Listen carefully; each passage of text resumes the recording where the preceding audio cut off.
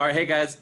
My name is Matt Hughes. I'm with Texas Parks and Wildlife Foundation, and I am going to be moderating the panel today. The panel today, this is day 3 of Shift. It is titled "A Stronger Argument for Nature," and we're going to be basically looking at, this is the resource management workshop, and so we'll be looking at the mental health benefits of nature contact, barriers that are preventing those who would benefit the most from accessing our natural spaces, and the ways resource managers can make users feel safe and welcome in those outdoor spaces. So having seen the ways nature can deliver mental health benefits in our time of need, this panel looks at how we can center the mental health benefits within resource management planning and the ways resource managers can remove barriers to our natural spaces and make them safe and welcoming places for users, particularly those who would benefit the most from greater access. I should have checked, but I'm guessing you all can hear me okay, right? I think I'm unmuted and everything. But like I said, my name is Matt Hughes. I'm with Texas Parks and Wildlife Foundation. I'm part of the 2020 Emerging Leaders Cohort. Today we are joined, the panel, we're joined by David Buggs with Texas Parks and Wildlife Department, not the foundation, and then Alan Gallant, forgive me if I do these incorrectly, Metro Parks Toledo, Chantelle Jimenez from the SoCal Urban Wildlife Refuge Project, and Dr. Michelle Kondo from the USDA Forest Service Philadelphia Field Station. I'm going to give you, the four of y'all, about 2 to 3 minutes, if you guys don't mind, to just kind of introduce your work and yourselves. So I'm going to go via Zoom here, and Dr. Kondo, you're up first, if you don't mind just hitting people with it. Sure. Yeah, so I am a research social scientist with the USDA Forest Service and Northern Research Station, and I'm stationed in Philadelphia.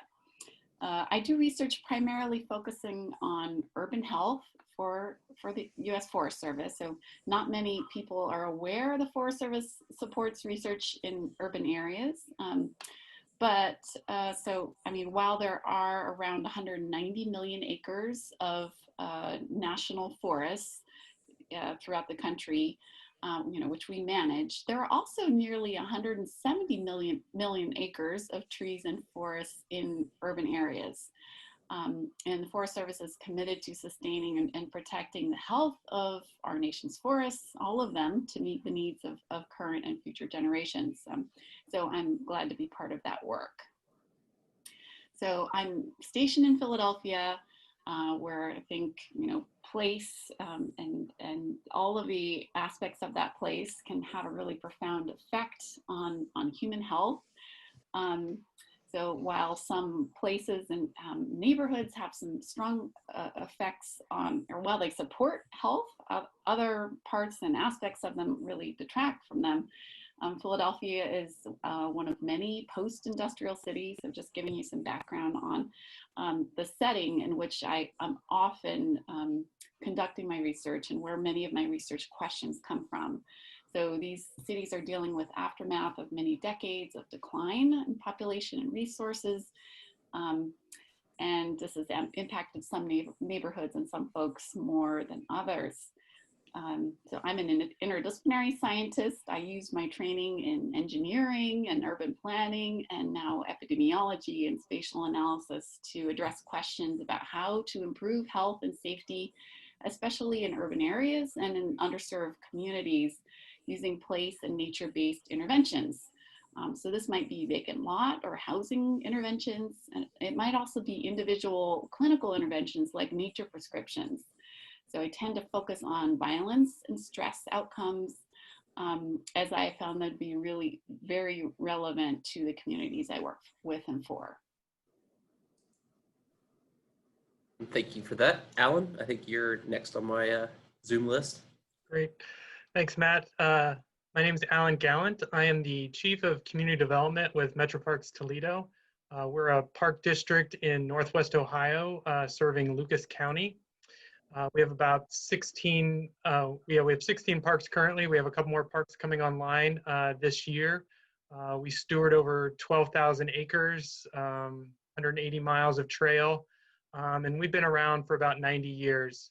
And we were proud to win a Shift Award this year for our work with Fit Parks, which was a collaboration with a local healthcare system. and just really excited to be part of this conversation because for most of our history, we've been primarily a suburban and rural park district, but in the last few years have been opening parks and have parks planned in more of our downtown Toledo area. And so that opportunity to be in kind of new neighborhoods has really opened up some exciting opportunities for us. So in my role, I'm in charge of stewarding some of those relationships with the adjacent neighborhoods, forming partnerships, and I also do all of our outside grant work to get external funding. Thanks. Thanks, Alan, for that. David, you're up next. Good morning. My name is David Buds, Texas Parks and Wildlife Chief Diversity and Inclusion Officer. Very excited to be a part of this panel today and a part of this conference.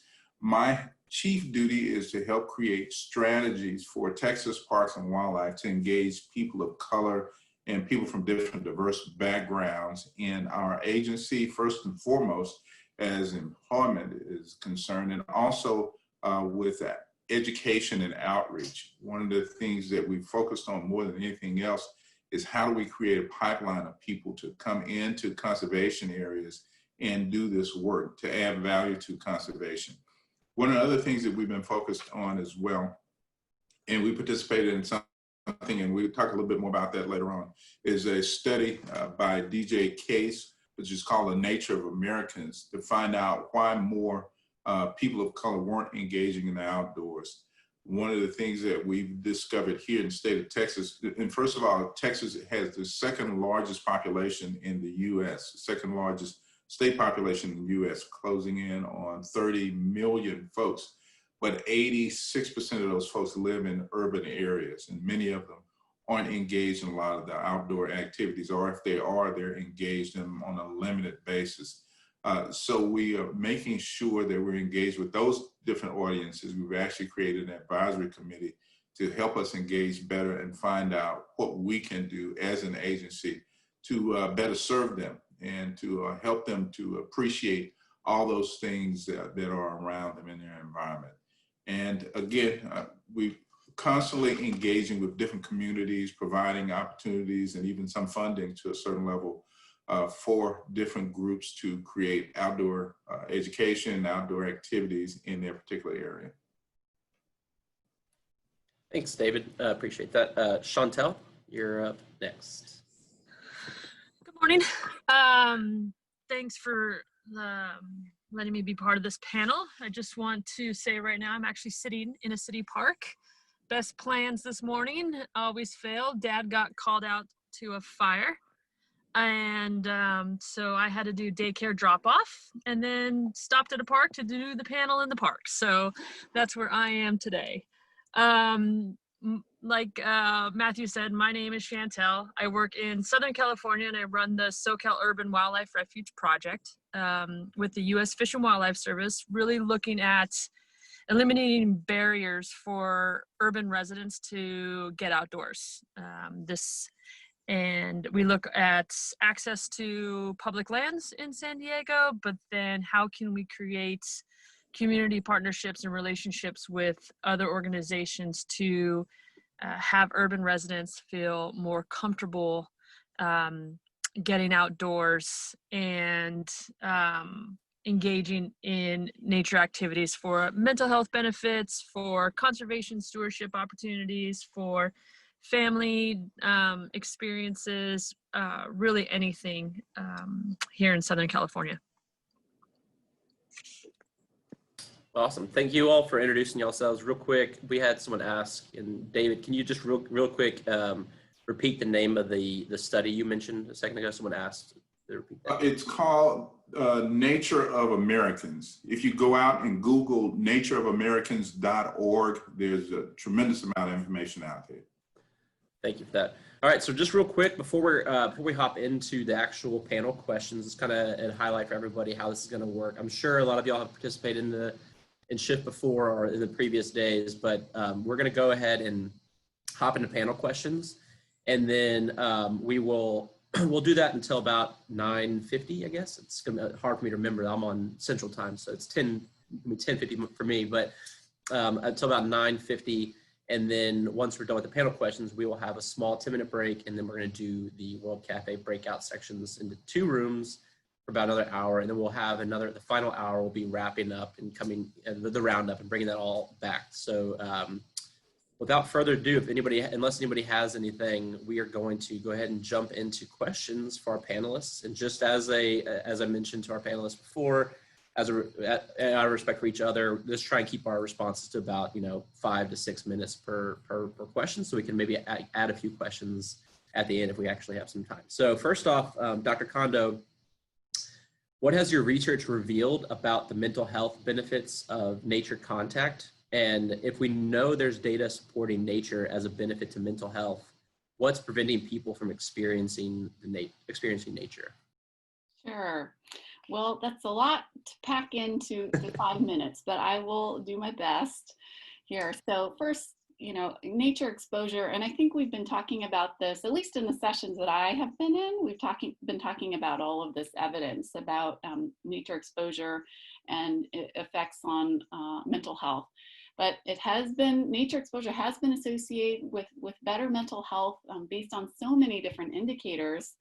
Mental health really is a broad category, but the main impacts have really been seen with cognitive function, like attention and ability to focus, also mood and emotion, and stress and anxiety. I'd say that's where the best evidence lies right now.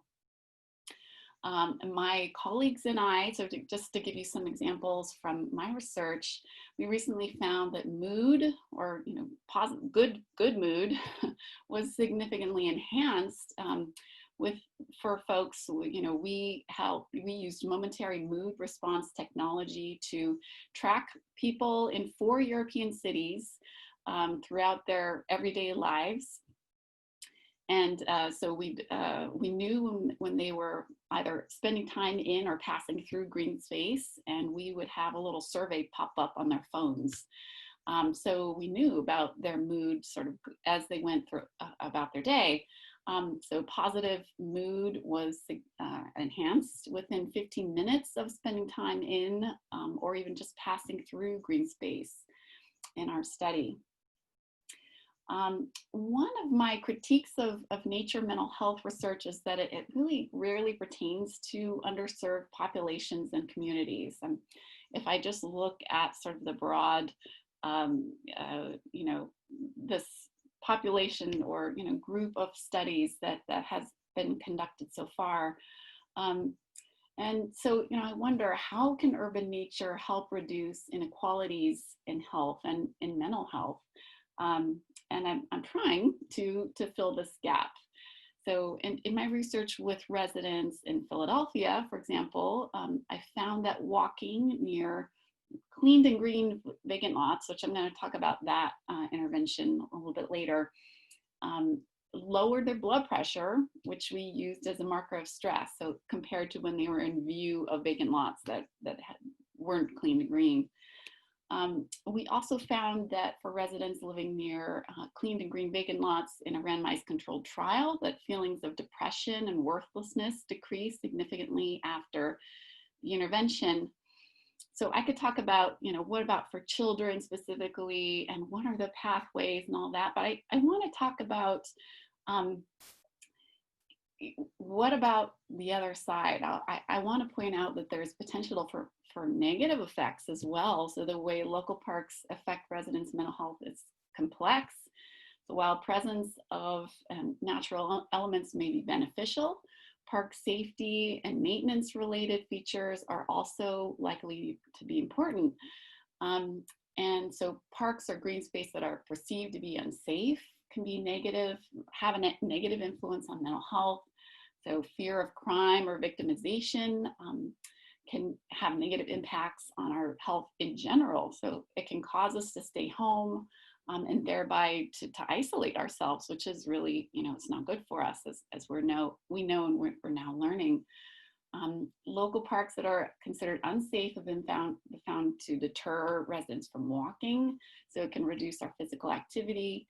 And Yeah, so there's been a study found perceived nighttime safety has been associated with lower physical activity, particularly among women, and higher fear of crime has been associated with more chronic health problems at the end of a 10-year study. So the question, well, if we know that, there's data supporting benefits to mental health of at least, well-maintained green space, so what's preventing people from experiencing it? So first, I think, we're all very familiar with many of the barriers to access. We've been talking about this, at least in my sessions. Most research, let's see, most of my research pertains to inner city residents, mostly in underserved neighborhoods. So, based on my conversations and research with and outreach with these residents, they say that it's safety or lack thereof is the number one concern for them. So many residents that I've spoken with will not allow their children to go outside at all. And feel even their kids are not safe when they're out in the schoolyard, supervised and surrounded by a locked fence.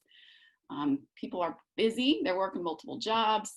And, for kids, for caretakers are often, not the parents, it might be grandparents or aunties, whatever, who may not be mobile or able to manage it. Culture or just lack of practice is another that Dr. Fitzpatrick on Wednesday discussed, so eloquently. And for many reasons, nature or green space may incite fear, hurt, or pain, even if experienced by past generations. And I also want to talk about the role of racism as an active barrier to experiencing nature. And I want to talk about it more in the breakout groups. So this can be in the form of covert or overt racism, or in micro versus macro aggressions that threaten people of color's ability to feel they belong, in green space. So it can range from strange looks that just say, "What are you doing here?" To quick assumptions of active threat and use of personal or police force to threaten or even, loss of life. Unfortunately, so this is relevant to parks and green space in our country on many levels and in history and in our present. So I have to say, I'll close up here, experiences of Christian Cooper recently in the news in Central Park tell us about some more of these overt experiences. We learned a few days ago that the woman who felt threatened by him called the police a second time to say that a Black man had tried to assault her, when in reality he merely dared to speak to her, dared to be in that space and to be observing birds. So I think experiences like this are real barriers to access, and I'd like to open up this discussion of these issues more. Yeah, so that's all that I had.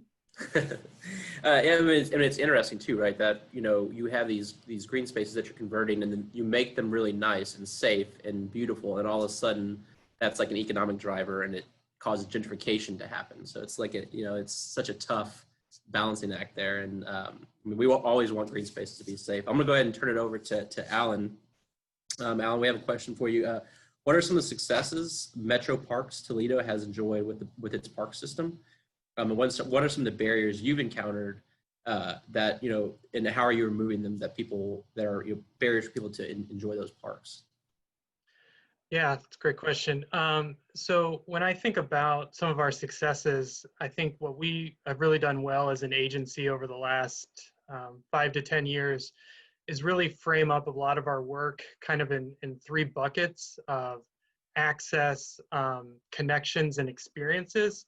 So on the access side of things, we set a goal as an agency a little more than 10 years ago to place a Metro Park within 5 miles of every Lucas County resident. And when we open a park in North Toledo later this month, we'll fulfill that promise.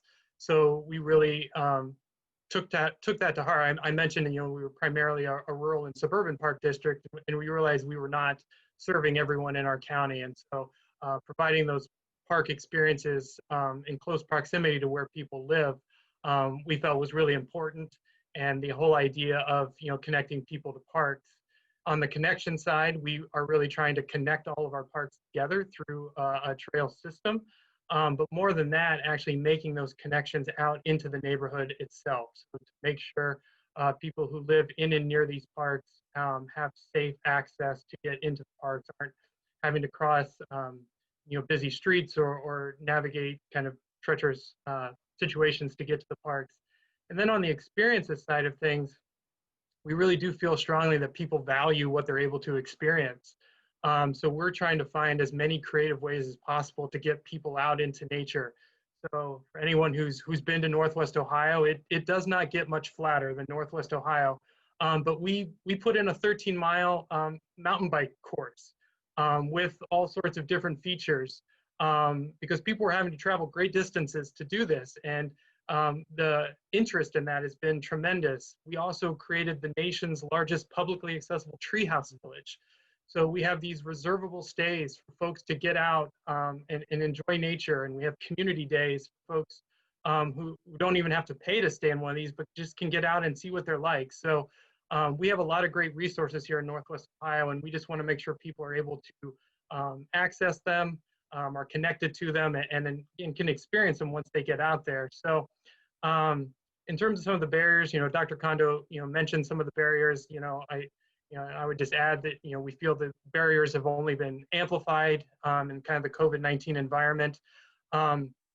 So, we try to do what we can to address those. Transportation seems to be one of the largest barriers for folks. So by hopefully having parks closer to folks will help alleviate some of that, but we know that that's not the answer, that the mere presence of a park does not ensure that everyone is benefiting from it. So we need to be better as a park agency when we're having planning for our parks. We're often engaging with the local residents to see what they would like to have going on in the park. But I would admit that we are often sometimes guilty of not always having that conversation once the park has been opened. So we are trying to be much more diligent of having that be an ongoing conversation to understand what's going on in the neighborhoods adjacent to our parks. So if there are barriers that we might be able to address as an agency, that we could take those to heart, but there might be much larger issues that we could maybe serve as a convener to help facilitate a conversation, to maybe help address some of those other barriers that exist. So we're just trying to play whatever role we can to make sure everyone's benefiting from those parks there. And I guess to close in terms of how we're working to remove them, we are trying to be as diligent as possible to kind of put equity at the center of everything that we do. And two things that I'm really proud of as an agency. So we're opening a park in downtown Toledo later this month called Glass City Metro Park. And on that park property that we inherited, there was a building, about a 30,000 square foot building, that we're going to be turning into an enrichment community center. So it's really not for the park itself. It's not like a nature center or anything like that. We are going to have conversations with the community about what sort of services they would like to see operating out of that space. So be it workforce development, housing, whatever it might be, kind of various other community partners rotating in and out of that space, providing services. We felt that that was something that we could offer to the community right next to our park in a clean, safe, accessible space for people to come into. So we're excited about that. And then also in our programming department, we've created a new position, a programming position specific to diversity and inclusion to make sure that all of our programmatic offerings are meeting the needs of our local residents. So while it is, something at our core belief, we felt it was important to take that next step to have a position actually dedicated in that space, driving that work going forward. And so people can, really feel comfortable with the programs we're offering, and, we'll see things reflected there that they would like to participate in going forward. So thank you. Thanks for that, Alan. Yeah, it's interesting. I did some research in Newberry County in South Carolina, and to your point, to Michelle's point, it's interesting to see just how a suburban community can have totally different opinions on how to spend taxpayer dollars just across, 500 yards across from each other, right? Like we had a park that needed lighting from taxpayer dollars, but then like right down the street, they wanted to build a new wine and cheese bar supported by taxpayer dollars to help support the local theater. So just interesting dichotomies of what people want. I'm going to hop over to Chantelle now. Chantelle, what are people traditionally allowed to do in our wildlife refuge, and how does what we've historically been allowed to do affect engagement? Yeah, good question. So I think when you look at public lands in general, the establishment of public lands, where public lands were established, and the uses that have been quote unquote approved for public lands, it has traditionally eliminated a large portion of the American audience from access, in terms of what supplies and gear they might need to even get to the locations where we have our public lands. And then traditionally, do they feel welcomed in these public lands? So on our national wildlife refuges in general, we have 6 priority public use approved activities that visitors can do. And those are hunting, fishing, wildlife photography, environmental education, interpretation. And so those have been approved. Anything else that you want to do on a wildlife refuge requires a compatibility determination. And that's picnicking, jogging, dog walking, horseback riding. Anything that goes beyond those already approved uses requires the manager of those public lands to really determine if those uses are going to have a negative impact on the wildlife. That's traditionally and still is the way that we determine what you can and cannot do on national wildlife refuges. Compatibility, appropriate use, all very regulatory issues to ensure that the habitat isn't negatively affected for the species that is protected. And yes, it is. So depending on who you have as your manager of your refuge at that time, you have some managers that are more open to have conversations and work with the communities to find a way to make other recreational opportunities compatible with the wildlife and habitat we're supposed to protect. Some other refuge managers want to be more restrictive. And so when we look at how we engage audiences on our national wildlife refuges, if you say, well, all you can do when you come to our wildlife refuge is either hunt, fish, hike, view wildlife, take photos, it completely eliminates, a huge swath of individuals who don't go to the outdoors to do those things, or don't, they want to travel in bigger groups, or they want to have picnics. So we're trying to figure out ways how to broaden the opportunities that are available in wildlife refuges. Across the nation, different wildlife refuges we have some refuges that allow camping. We have some refuges that you can go rock climbing. But every one of those refuges has gone through the process to determine whether or not that use is compatible with the establishing goals of that individual refuge, and if it's appropriate. So across the nation, Everly, yes, that is the way that wildlife refuges go through a process to determine if a use or something can be done recreationally for a wildlife refuge. So you can see by just the regulations that we have in place, it kind of presents barriers for various audiences to engage on our public lands and our wildlife refuges. Thank you for that. Dave, let's hop over to you. What are some of the data points, you kind of mentioned a little bit earlier, what are some of the data points around safety in the outdoors, and what role does safety play in going outside for people of color? Well, yeah, and I'll start with this, and this came from the study that was done, the Nature of America study, especially when it comes to people of color. There are some barriers there, and the 5 major barriers were location, as some folks have already mentioned, work-life balance, competing things for a time, a decline in direct dependence on nature is another one. The other one is competition from technology. That's another one. And then shifting expectation of what is good. But one of the things they also asked was, is there an appreciation for nature? Is there an appreciation for outdoors? Do you feel that the outdoors is a contributing factor to good mental health?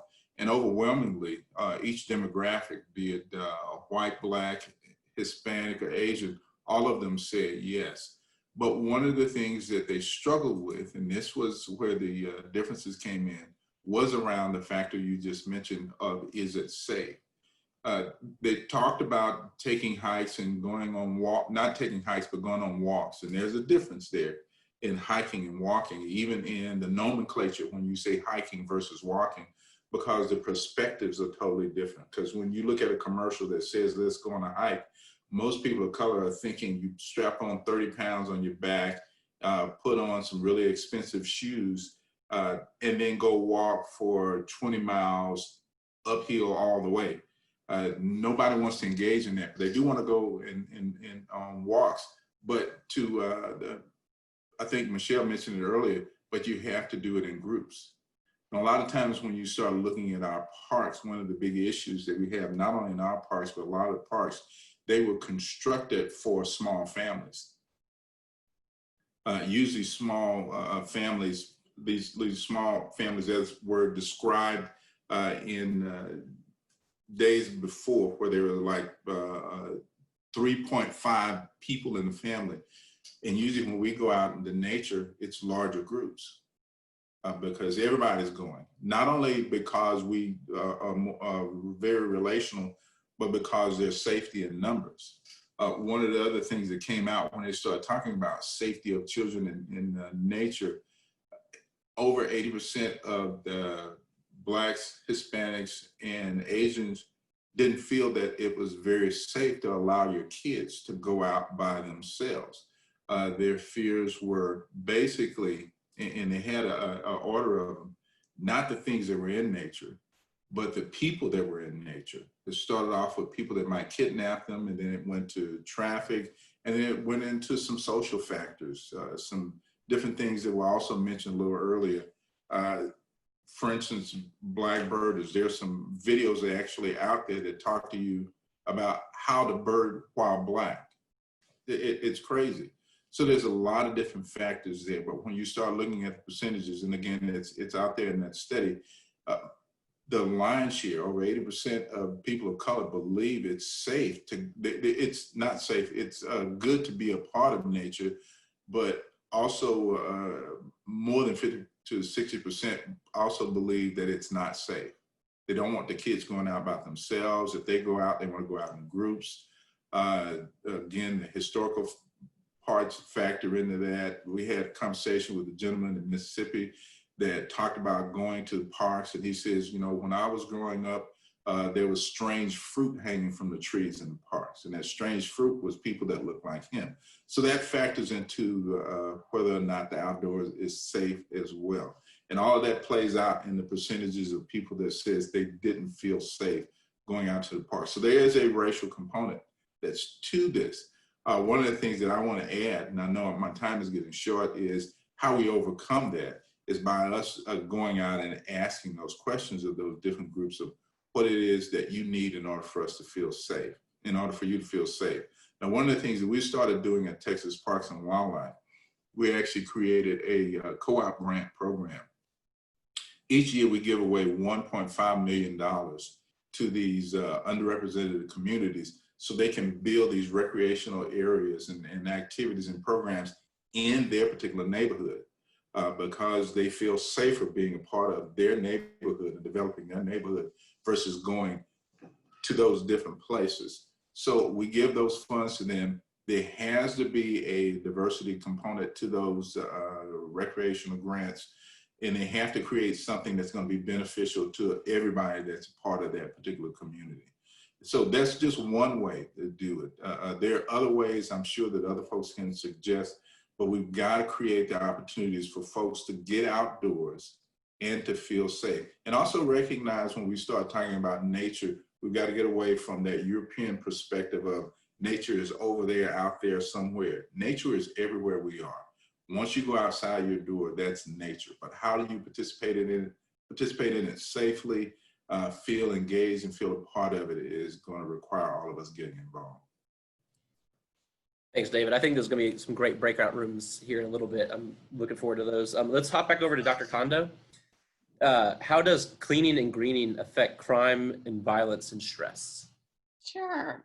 Yeah, so cleaning and greening is becoming a sort of standard of mitigation. I don't know if that's the right word, best word, of vacant land. So many cities are dealing with just a huge amount of vacant space. So of course it looks different depending on your location, but in Philadelphia, cleaning and greening means clearing trash from the lot, planting grass and a few trees per parcel or per lot, and then putting up a permeable picket fence to prevent dumping, but that people can walk through. So while they were intended really as temporary fixes or treatments, in reality, they are becoming permanent changes that require long-term maintenance. Matthew, you asked how does it, this affect crime and violence and stress? First, I want to, mention some of the evidence of, about what. So some research collaborations between cities, nonprofit groups, and researchers have resulted in some combined efforts to gather data before and after these interventions. So randomized and often controlled trials have been or are underway in Philadelphia, for example, in Flint, as well as New Orleans. And in Philadelphia, we found statistically significant reductions in all crimes, but specifically in gun assaults, by almost 30% in high poverty neighborhoods, burglaries, as well as nuisance crimes around the cleaned and green lots compared to around control lots that were left vacant throughout the study period. So in a separate study, paper published on this intervention study found significant reductions in shootings near the cleaned and green lots, sort of defining gun assaults in a little bit a different way. The New Orleans trial is underway, and it's focused on neighborhood improvements that impacts on domestic violence. So more to come there. In a sort of observational study of some of the lots of green, a vacant lot clean and green program in Youngstown, Ohio, my colleagues and I, we found that this program had significant effects on crime and violence, but that violent crimes were more significantly reduced around community-run greening, while property crimes were more significantly reduced around the contractor-run greening. So perhaps maybe speaking to some different mechanisms, and around all lots, we saw motor vehicle theft increase. So something interesting there. But this gets at this mechanism, or this question of how, which you asked. So how does cleaning and greening vacant land reduce crime and violence? I think regarding gun violence, we have seen in Philadelphia with observations, we had some anthropologists out observing, talking to people, so vacant spaces are part of the illegal drug market. They're storefronts. Also, that cars parked in front of vacant lots are often used to stash weapons. So, cleaning and greening might be disrupting these practices. This is one potential mechanism. We also have evidence from the Philadelphia study, because we surveyed people living near these vacant lots. They reported, people who live near the clean and green lots reported feeling more safe, and they reported spending more time outdoors after this intervention. So this could lead to more eyes on the street, more positive interactions among neighbors. My collaborator, Mark Zimmerman, has written about a busy streets theory, and greening can contribute to busy streets, which is, where youth can grow up in a safe and healthy context where they observe positive behaviors like neighborliness, they experience trust among neighbors, and they develop a sense of community where neighbors work together to achieve common goals. So community engagement in the greening and the maintenance itself might also be a vital ingredient to reducing community violence. And we are research on this very question is underway. I'm glad to be part of it.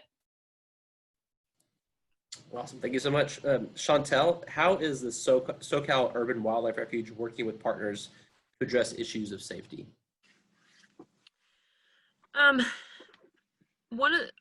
When we received the funding to do the SoCal project, we made a conscious decision to work with partners to engage the communities that they serve, to develop relationships with the community members to increase access to the outdoors. And we did that because you have to feel like you're safe and welcome in the outdoors before you can venture out there. And when there's people that look like you, that are from the same neighborhood, who you see in the grocery store surfing, you can see yourself surfing as well. You can, go on a hike or go on a walk with people from your community in the outdoors because you feel safe, because there's a peer group, there is people that look like you. And so instead of the Fish and Wildlife Service who, wear formal uniforms, get confused with UPS, nobody knows who we are, going into a neighborhood and say, hey, come hiking with me. We decided that we wanted to work with people who were trusted in the communities that they serve, who look like the people that they serve, who already have relationships with members of the community, and work with them and just increase the capacity and increase opportunities for access for those community groups to bring people in the outdoors. So it wasn't us, increasing our staff. It wasn't us providing more interpretive programs and telling people, come to our interpretive programs. We have so many now. It was a really directive initiative to really focus on partners and partners that are already serving the communities that we were looking to engage. And that is a way to break down the barriers to access to the outdoors for communities who just traditionally don't see themselves in the outdoors. Awesome, thank you so much. And Al, let's toss it over to you real quick. Give us some concrete, I think you talked a little bit about this earlier in the question, but just give us some concrete examples of way Metro Parks Toledo is making parks more safer for participants, or more safe participants. Yeah, I think one of the important things that we've done, especially with our rangers who are, full law enforcement officers, is really had some good conversations around the perception of safety versus, actual safety in terms of crime statistics. As a park agency, we're very, fortunate that our crime statistics are fairly low. But when we've had conversations with folks, that perception of safety has been a different conversation to have. So I've been really pleased that our rangers have really, taken it upon themselves to, while they, patrol the parks as part of their responsibility, they're finding as many avenues as possible to get out into the neighborhoods itself. So kind of more in a pre-COVID environment, but, getting out into the schools, if there's a bike fix-it day, community, any kind of community events going on, our rangers are really getting out there and are really, making themselves visible. So when folks, come into the parks, it's a familiar face that they know from the ranger perspective, along with other staff that we have too. But our rangers are really leading us in that space to make everyone, feel as safe as possible. We really do feel that as much activation as possible in the space leads to, an overall feeling of safety for everyone, especially if you see, folks like yourself participating in activities in the park. So we've been really intentional in our programming to keep things as active as possible. And another thing I would highlight is our volunteer trail patrol has been really tremendous of just providing another, set of eyes and presence in the park. These are volunteers in the community that kind of have designated parks to get out, and they're walking the trails every single day. So if there are any kind of safety issues that we could address from a park perspective, if our rangers or other staff aren't the ones seeing it, this volunteer trail patrol is out there seeing things, talking with folks who are coming to the park, and can kind of serve as another conduit to get information back to us. So we are trying to, get things as safe as possible. And I guess one last thing I would say is our rangers do operate under a community policing model. They've done that for a number of years, and it's been interesting to see some other local law enforcement officials from other jurisdictions, with everything that's kind of happening in the country from a systemic racism perspective, have been reaching out to us to talk about what community policing might look like in their agencies based on our experiences with that model, and some of the trainings that some of our staff, our rangers have gone through, and things like tactical communication, which is basically bridges out of poverty for first responders. So we've been able to serve as kind of a sounding board for other law enforcement officials to share that, to hopefully have a broader feeling of safety throughout our whole community. Thanks, Alan. If everyone that's listening is okay with it, I'm going to ask, we're going to cut into the break time just by like 2 or 3 minutes, if you guys don't mind. I would like to ask David, too, what they're doing at Texas Parks and Wildlife Department to, and the programming to break down barriers of engagement to make people feel safe as well. So, David, I'll put you in the hot seat. You got about 4 or 5 minutes, but I do want to let you touch on that a little bit. Absolutely. Thank you for that, Matt. So one of the things that I mentioned earlier was our co-op program that provides funding for underrepresented neighborhoods to build out programming in their neighborhoods, to expand the parks, do park cleanups, and also develop educational programs. We also developed something about 3 or 4 years ago called the Outdoor Family Program. An Outdoor Family Program is targeted at diverse families that don't get to engage in the outdoors. What you do, you make reservations at our park under the outdoor, online to go to one of our parks under the Outdoor Family Program. And what you can do is bring a family of 6 to a park. You get all of the equipment you need to do overnight camping. You get sleeping bags, you get tents, you get all the equipment. The only thing we don't provide is food. You rent fishing poles if you want to fish, and so on and so forth, for like $65 for that weekend. And you can actually get your family out to experience the outdoors and really engage in it. So that's something we're really proud of, and we're starting to get a lot more people engaged in that. We also work with Project WOW, which many of you may be familiar with, that does outdoor education for youth. And we've been helping them out. I've actually been meeting with them to talk about how we can engage some of more of our urban areas in Project WOW and some of the curriculum there. And one of the things that we found out as we talk with them is funding is a problem for engaging some of those urban school districts. So we're looking for some funds to help us engage Project WOW in some of those urban areas.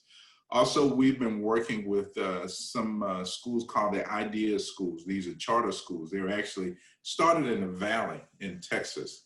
And if you know anything about the Valley in the state of Texas, it's predominantly Hispanic. So these Idea Schools were started in the Valley, and they were aimed at high achieving students, but students of color, to get them those opportunities to advance and prepare themselves to go off to college.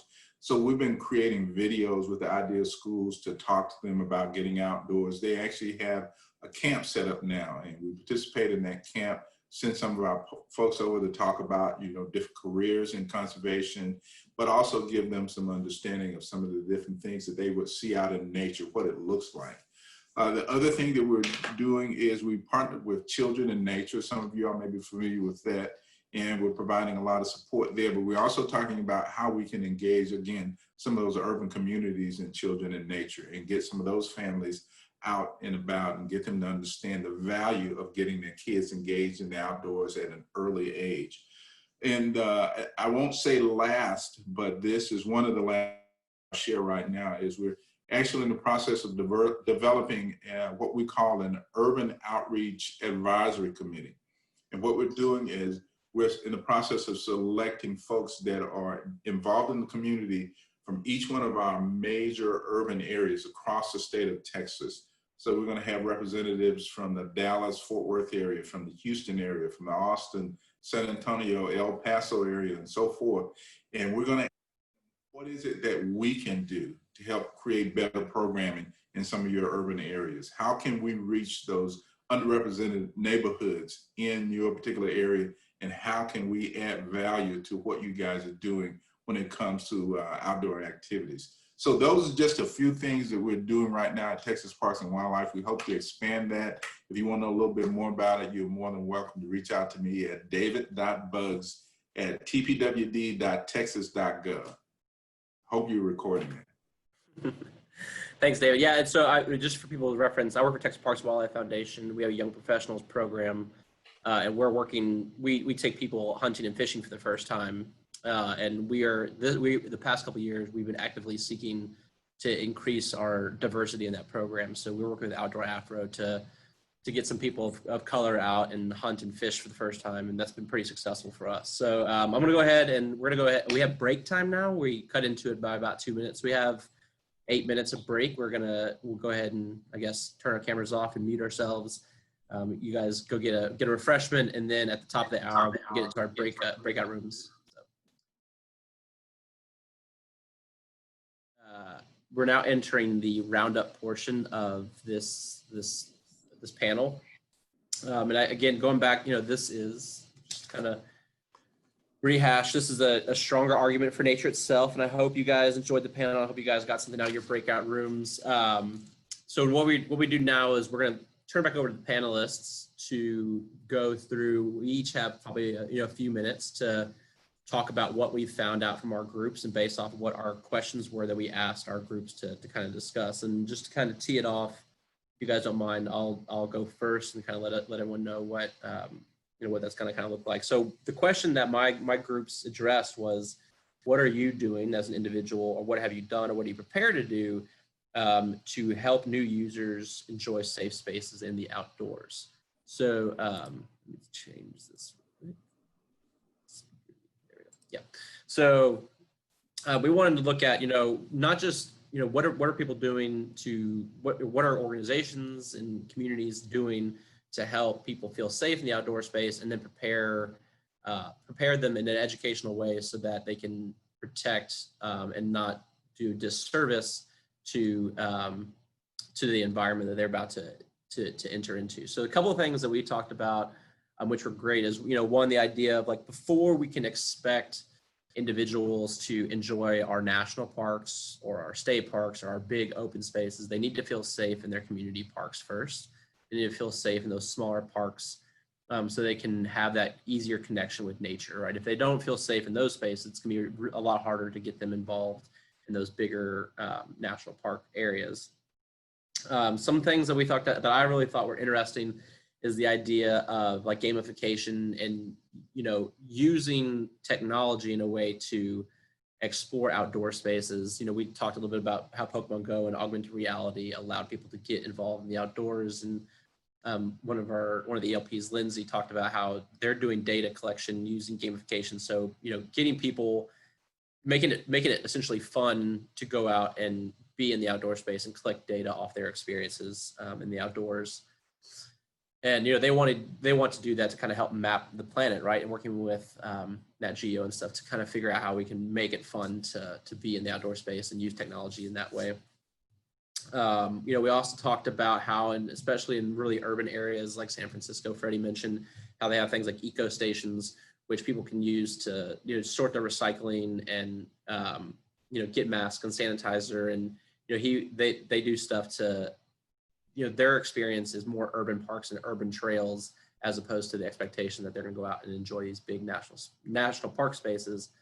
And lastly, from the first workshop we did, the idea of immersion theory and talking about how, we can't just give kids or adults or anybody like a one-time injection of the outdoors. We have to have a plan in place for them to come back, right? So it can't just be like we've gotten really good, as Attila pointed out, for field trips and letting people go out and experience the outdoors one time and put them in a bus, get them out there, and then put them in a bus to bring them back. But we need to have a way to get them to come back multiple times and experience those outdoor spaces. And then in the kind of the second group, we talked a little bit about, Alyssa mentioned how they're doing stuff with park ambassadors that are essentially a face to the park, so people know that they can ask those people about experiences in the outdoors, and they can also have that safe space to say, look, I'm uncomfortable because I don't know how to do X, Y, and Z in the outdoor space, and ask people, these park ambassadors or volunteers, like, how can I participate in this, or can you show me how to participate in these outdoor spaces? So this kind of goes back to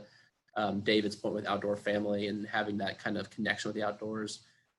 We also looked at RX for health and how that can be a benefit to getting people just involved in the outdoor space, and how doctors can play a big role in helping kids and adults who are part of RX for health programs, prescription programs, get involved in the outdoor space. And then especially during this COVID area, finding creative ways to encourage individuals to get involved in the outside. So Ashby mentioned how she works with pregnant teen individuals, and how during COVID they were encouraged to go outside and take photos and write a little paragraph about their experience in the outdoors. And because of that experience, they were seeing that they were doing more walks outside.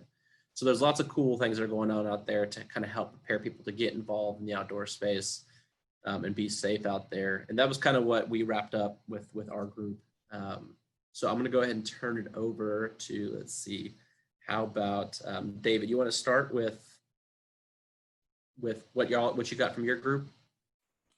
Well, we talked a lot about the different things that we were doing to engage the communities. And actually, and I have to apologize because I talked a lot about, because they were asking questions about it, a lot about some of the things that we were doing at Texas Parks and Wildlife.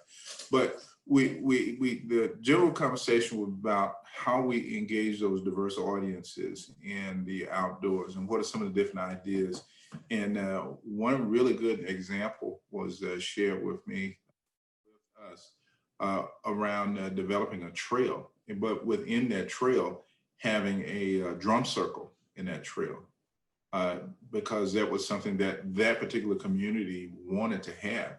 So making sure that we're listening to what the community is asking for is extremely important, instead of just going out and say, I know what you need. It's sort of like coming to your house and say, I know what you want for dinner, and just cooking it and then telling you, to go ahead and eat it because it's good for you.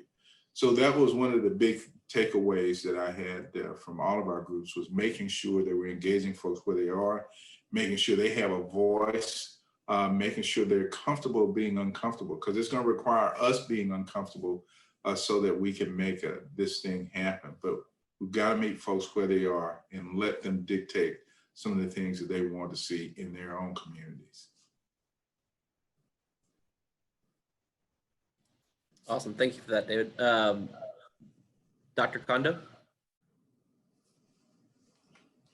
I was just madly scrambling, trying to summarize. Let's see if I can do it.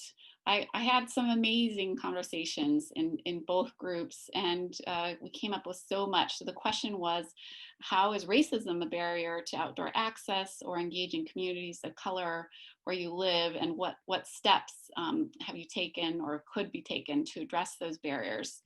So we started off with, talking about outdoor recreation with a capital O and a capital R.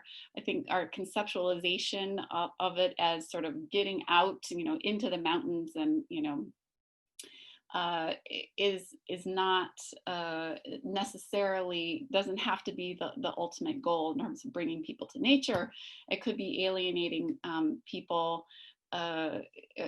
So we need to meet people where we are and be thinking more about neighborhood and local sort of community green space and parks as opportunities for outdoor nature exposure in ways that could be more accessible to communities of color.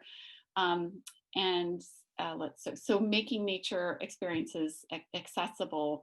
And that might be also in thinking about requirements of gear and all of this, that you don't want to set expectations that can't be met. But this term access, so racism might be involved in how we define access. So I think, let's see, we're talking about cultural relevancy is important to providing access and welcome to, quote, non-traditional users. But this often involves or will incite conflict. So multiple users, David talked about the issue in city parks in Minneapolis and Somali population wanting to have huge, large family gatherings in parks where facilities are not meant for it. So change is difficult. So what does access mean? I think, parks land managers that want to be able to provide access to multiple groups need to hire good professionals that know how to facilitate listening and even storytelling sessions to better understand needs.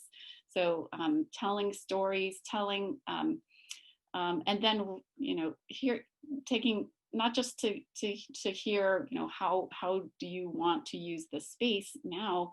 What does this space mean to you? We talked about the naming of places can be exclusionary, and the histories told in sort of official histories of parks or green spaces. National parks certainly often erase histories of certain people, and or they treat them as historical objects, as if when speaking of indigenous peoples or native peoples, that they don't still have a sacred relationship with a place. So it's, changing these names and writing these histories into official histories is very important in ways to address racism. Let's see. So we also need managers willing to make tough, but perhaps right decisions when we're talking about conflicts between multiple groups and racism being involved. And this is difficult if managers are all white men, as they often are, in environmental or government agencies and organizations. So organizations need to diversify, their hiring practices. And then finally, I want to talk, Rachel mentioned in her work and her agency's work with Indigenous communities, so actively sort of undoing some of the power structures that exist. So working in outreach with Indigenous communities has involved, co-development, but also Indigenous led. So having community members actually lead and provide leadership and direction for, different processes. And I'm sure she could give some examples. I'm sure there were more, but I'll stop there. Awesome, that's great. Let's, Alan, you want to give us feedback? Yeah, great. I think it's interesting. I think no matter kind of what the question was, it seemed to be some common themes were popping up in the responses. So I won't necessarily go into too much detail other than to maybe highlight that, some of the same topics came up in ours. But so my question really kind of focused on natural cross-sector allies to work together to provide more safe and equitable access to nature. And are they collaborating? If they're not, why aren't they? And what can be done to kind of change that? So I would just highlight that, there was a lot of talk about, community engagement, listening sessions, the fact that a lot of stakeholders are trying to get feedback from the community right now and making sure that that's done kind of in a coordinated way to be respectful of the community that we're asking questions of. We had conversations about Park RX as well, kind of, how that's working well in some communities, because this is kind of a very common vehicle that we'll see in a lot of our communities to do some of this, getting more equitable access to nature. But I guess, and one thing that just came up, a lot is obviously talking about the silos that exist in pretty much any community. and that kind of the environment that we're in right now, kind of, post-COVID, and, all the conversations around systemic racism and things like that, there's just, at least in our community, and I have heard it in other places as well, there's a lot more, just more broad-based conversations happening with a wider range of stakeholders just coming together to talk primarily about issues of equity and inclusion. So I know just us as a parks agency that we've just been invited to a lot more conversations because we've raised our hand to say we want to be part of these conversations. So we've shared what we are doing. We've learned from other partners what we're doing. So hopefully starting to break down some of those silos to do some of this work going forward, to find those partners, which will provide greater equitable access to nature, where it might be. So in the public health space or in the education space or whatever it might be. So I think, we do have a potential opportunity here to, establish new partnerships where they didn't exist previously if we do it kind of in a thoughtful way. But part of it, and this came up in the last conversation we had, is maybe sometimes those of us who work in kind of the parks space might not be viewed by other partners as having expertise in certain areas because of what we do. So some of it might be better clarifying kind of what we do in the Parks and Rec kind of space, and how we can be a good partner for some of these other agencies going forward. So better clarifying what we do and how we can best collaborate. So it's kind of a two-way street in terms of that partnership.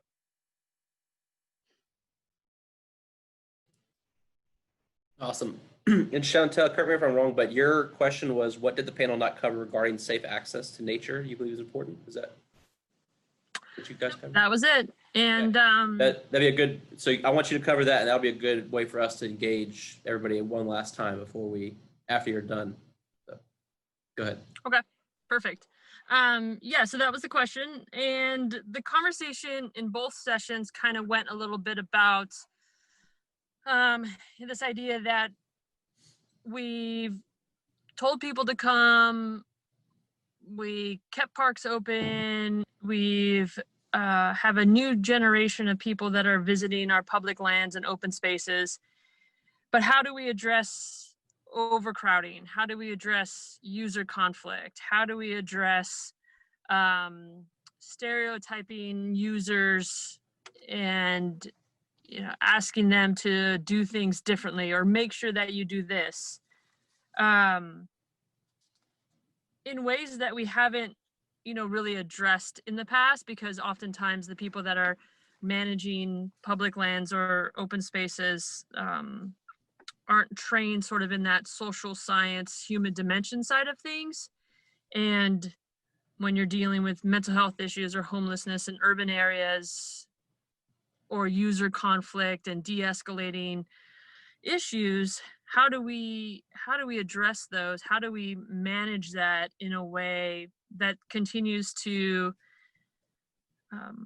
invite people to be there and want to be there and want to be engaged, but in a way that addresses some of the issues that were presented? So this idea of loving places to death, Bridget from Missouri said, there's some lands close to where urban population centers are, and it's just getting loved to death. So what are some ways for us to mitigate and sort of send people to different locations so that there's less of an impact on the areas close to home? And how is it that we educate new users about recreating responsibly or leave no trace? Or how do we do that in a way that is culturally respective of their backgrounds and in a way that they understand? So there was that conversations.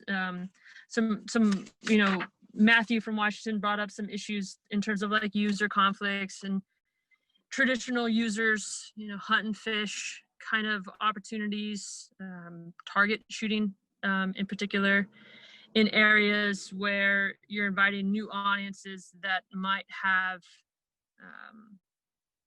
negative relationships with guns. And, how is it that potentially somebody who's hiking in an area where there's target shooting comes across somebody who has a gun, and how do those situations, when they present themselves, how do we address those, and how do we manage those in a way that's in fact just is a positive instead of a negative. And in urban areas where we have high concentrations of people going into the outdoors. So it was the safety issue relating around overcrowding and user groups and sort of feeling safe out in public lands with now the sheer number of people and the different users that are using the public lands and open spaces. Thank you for that.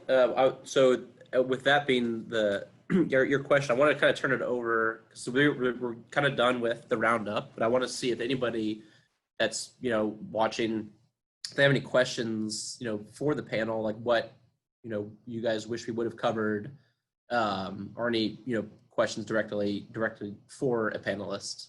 If you guys want to just drop them in the chat, that'd be great. We can kind of address them. I mean, if you guys want to. If there aren't any questions, I know we've been here for a little while, day 3, right, too. But I will, like, if there aren't going to be any questions right now, I would like to at least let the panelists kind of have a closing remark. If the panelists are interested in that, like just kind of a closing remark on our topic. Oh, we have to unmute. That's a good idea. One sec. Let me mute myself. Hi, so I just, instead of typing it in, I just wanted to just ask this question. We talked a little bit about it with the pandemic going on right now. Just as people turn to our parks and open spaces for physical and mental relief and respite during the pandemic, I'm just curious what some of our panelists think about what we can do to address the overcrowding. I know in Texas that they've had to limit the numbers of people that can go into parks, or you have to make reservations. And so, we want to have people visiting our parks, but also we want them to enjoy being there and have that nature experience. Thank you.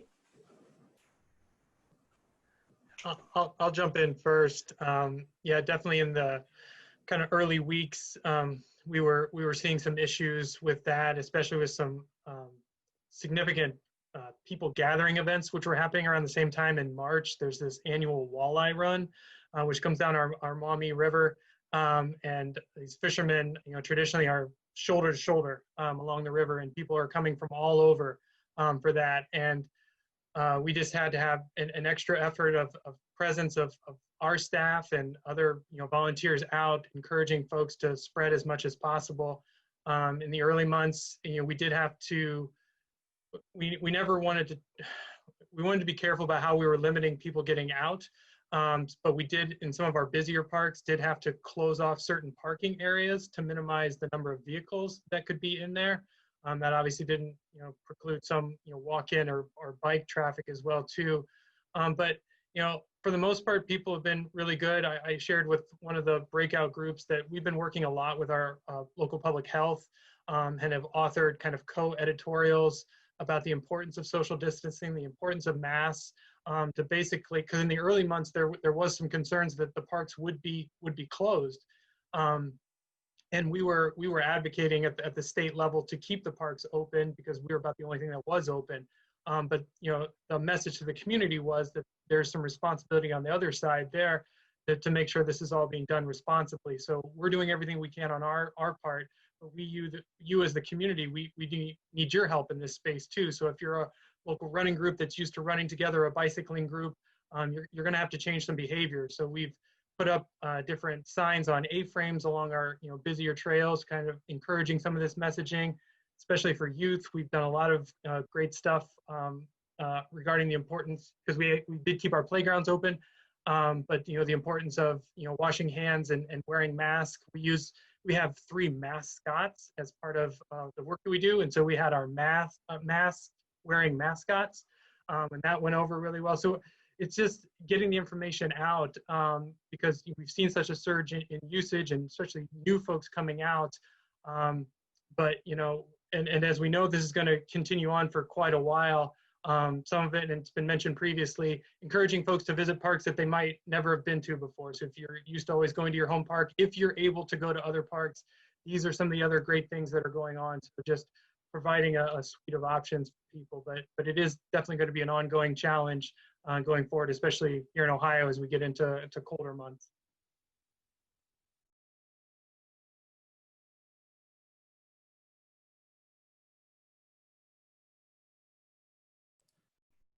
All right, yeah, and you know, you were mentioning how in Texas they closed a lot of the parks, or not closed, but we regulated our park access. And you know, David could talk a little more about this too. But you know, witnessing what was happening here in Texas. So for those of y'all who aren't exceptionally familiar, Texas only has about 5% publicly owned land.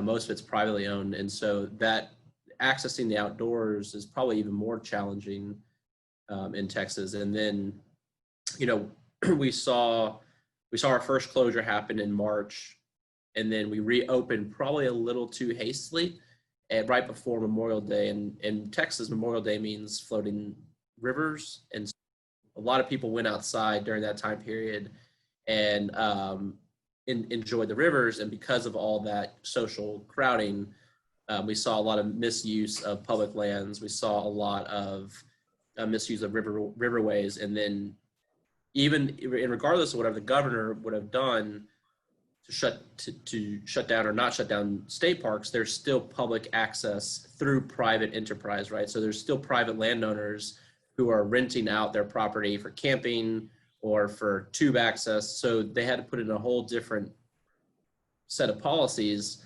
for private enterprise as far as shutting those private enterprises down as opposed to just public access. But I will say, I mean, you know, we kept our state parks open, I think, as much as we possibly could. And, you know, David could talk a little more about that from Texas' perspective.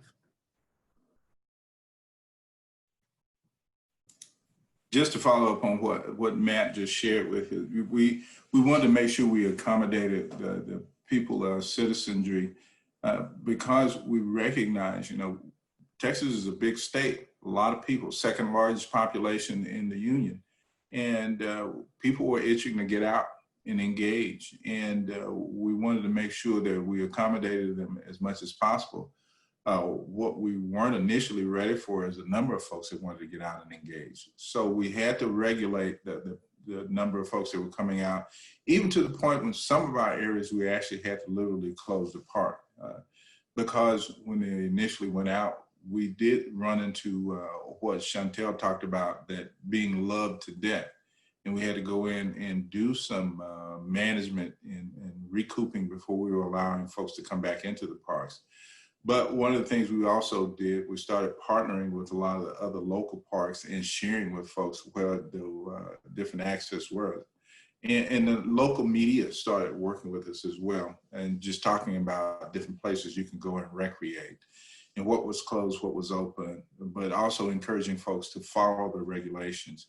And that was something that was a challenge because, you know, when people want to get out, they want to get out and do all the things they used to do. And then to tell them they can't do those things is a bit challenging to them. So it still is a challenge to a certain degree. And one of the things that we've been hearing, there may be another spike this fall. We hope not, but there's a possibility there because there's a lot of things that happen around Labor Day, folks going back to school and so on and so forth. But you got to understand that the outdoors is an escape for everybody. It's intrinsic in everyone to go to the outdoors. When things get rough, one of the first places that most of us go is we go sit outside and we think about it, we contemplate, we escape, we get away. So we've got to be mindful of that in everything that we do. But at the same time, we've got to make sure that we're helping folks to do it safely. So that's kind of where we are right now. But that was a good question, Vicki. Hopefully we hit on some of the points that you wanted.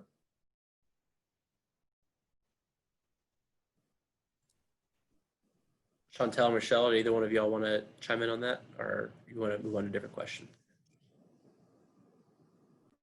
Good. Okay, cool. We did get another question. If if any of y'all have any resources as far as like best practices or listening sessions for public land management agencies, addressing barriers. So what are some barriers related to safety, and what are some barriers related to safety, and what do y'all see as, again, we've kind of touched base on this, but what are some things that we can do to lower those barriers and make people feel more safe in the outdoors?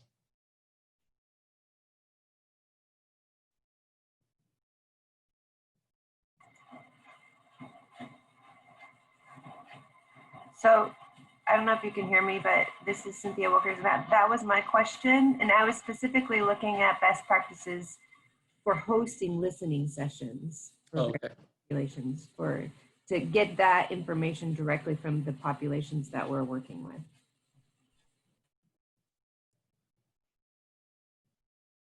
Anybody want to tackle best ways to host listening sessions, especially right now?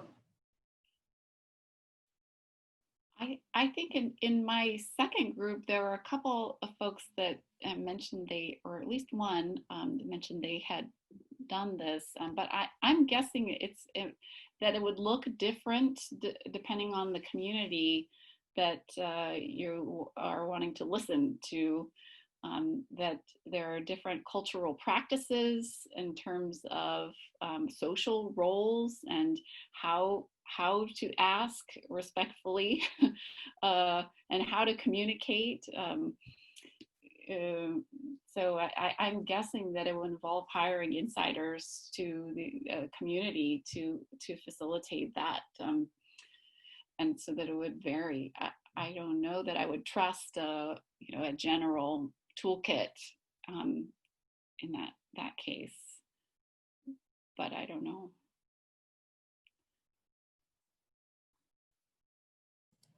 Joel asked about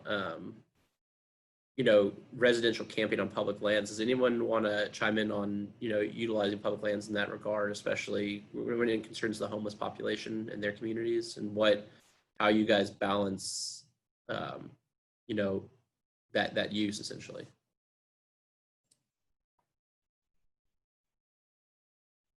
I don't know, Alan, I don't know if you have any experience with that at Metro Parks. No, we do not. It's something that has come up as a conversation, as we are going to be opening some new parks which are closer to our downtown center. But because we've historically not been in those areas, I unfortunately don't have much experience in that space.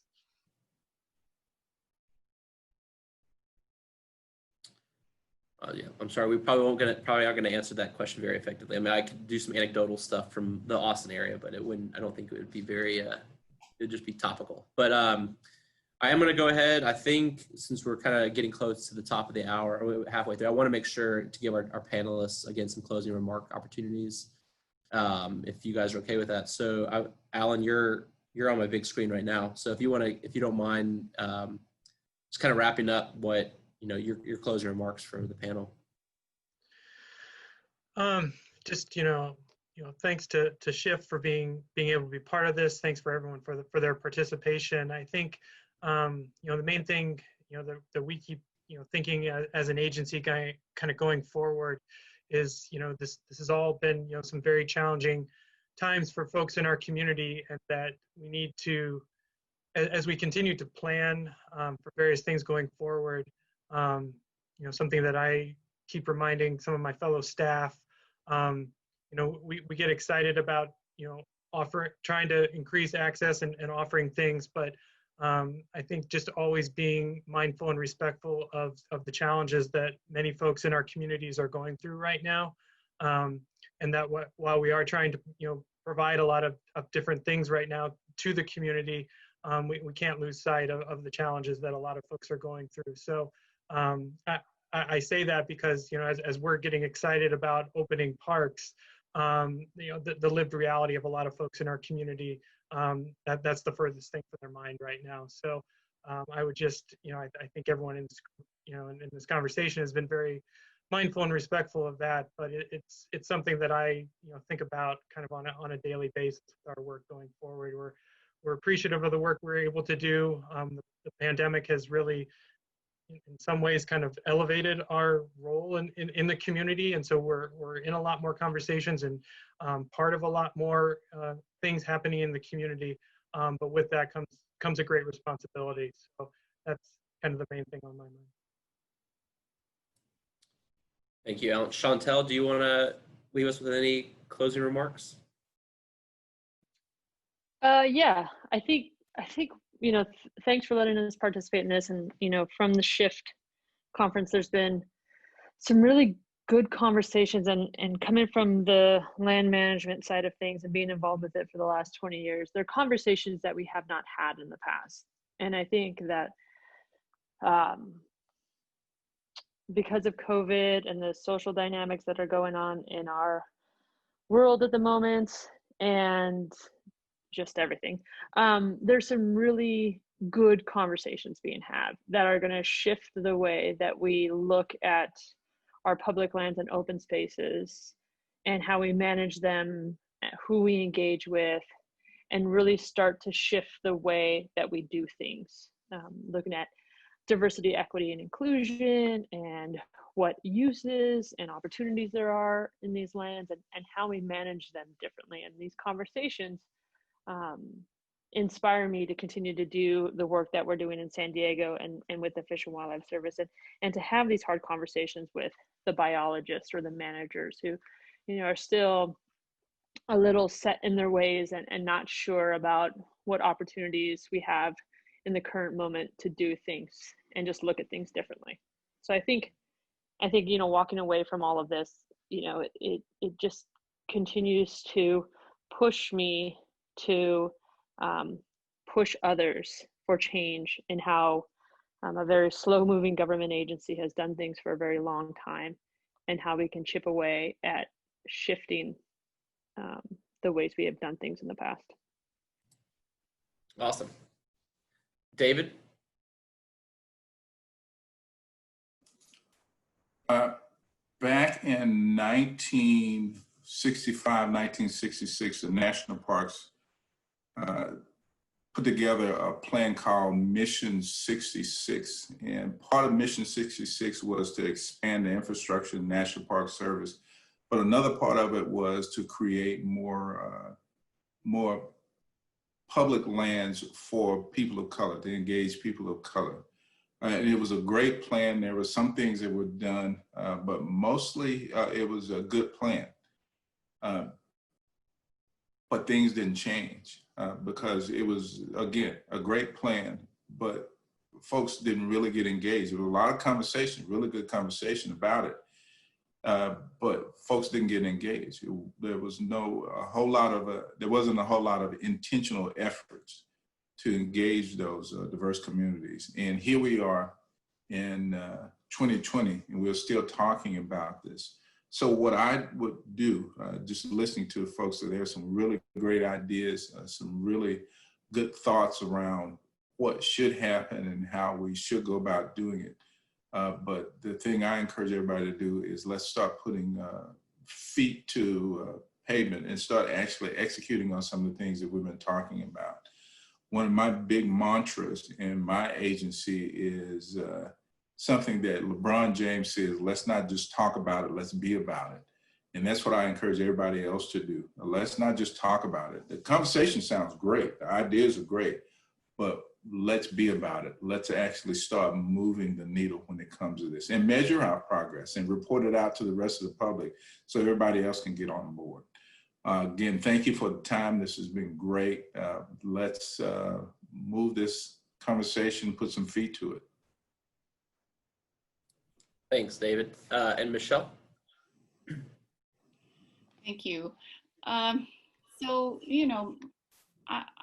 my job is to do research, and I tend to collaborate with epidemiologists and folks that are, producing this new evidence about the impact of nature exposure on health, on mental health, on all aspects of health. And we're getting drawn more and more and more to get this big data and medical records, and it's, whole country, or, at least multiple city, tree canopy data sets, and we can quantify exposure, how green is everyone's lives. And, these conversations that we've been having make me listen to my intuition that sometimes it's really important to stop and think about, well, what do these numbers really represent? And, which stories are we not hearing or seeing, uncovering, exposing in our analyses of these big data sets? So I just really appreciate the thinking, openly about what does it really mean to have access to nature? What role do some of these undiscussed and sometimes often undercover, but not always, social, things like racism and these traditions, the way that we make decisions and who makes the decisions. These questions are so important to be asking in not only, for me, this is my take home, and in the research that I do and my colleagues do. I'm going to bring all of these questions and new perspectives to my work moving forward. And so I'm personally very I'm happy to have been part of these discussions. Thanks, everyone. Yeah, I want to thank everybody who came to this session. I hope you guys got something out of it. And I want to especially thank our panelists for being here today and doing this. I think we have a closing remarks later on, Ed, for Shift. Is that correct? I think that's correct, like in an hour. So I'm gonna give you guys a few extra minutes to take a screen time break or get to some more emails, whatever you need to do before that. But again, thank you all for being here. I appreciate it. Thank the panelists for being here. It was fun. We'll see you guys. Hopefully we'll see you guys in Wyoming next year.